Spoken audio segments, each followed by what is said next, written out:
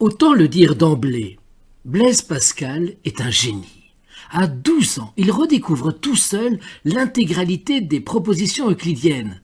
À 19 ans, pour aider son père, qui travaille au recouvrement des impôts, il crée une machine à calculer, la pascaline. Rien de moins.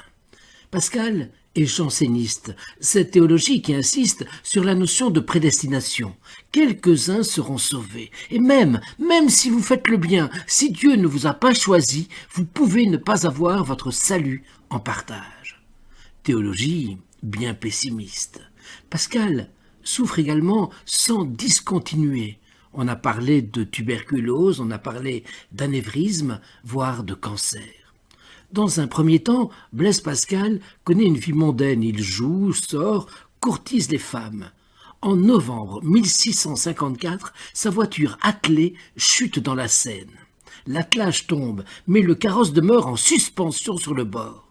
Ses amis et lui sont sains et saufs, mais Pascal demeure muet, terrorisé par la mort. Quelques jours plus tard, dans la nuit du 23 au 24 novembre, entre 10h30 et minuit et demi, il connaît une extase mystique, la fameuse nuit de feu, qu'il traduira de la manière suivante. Dieu d'Abraham, d'Isaac, Dieu de Jacob, et non des philosophes et des savants, certitude, certitude, sentiment, joie, paix, puis renonciation totale et douce.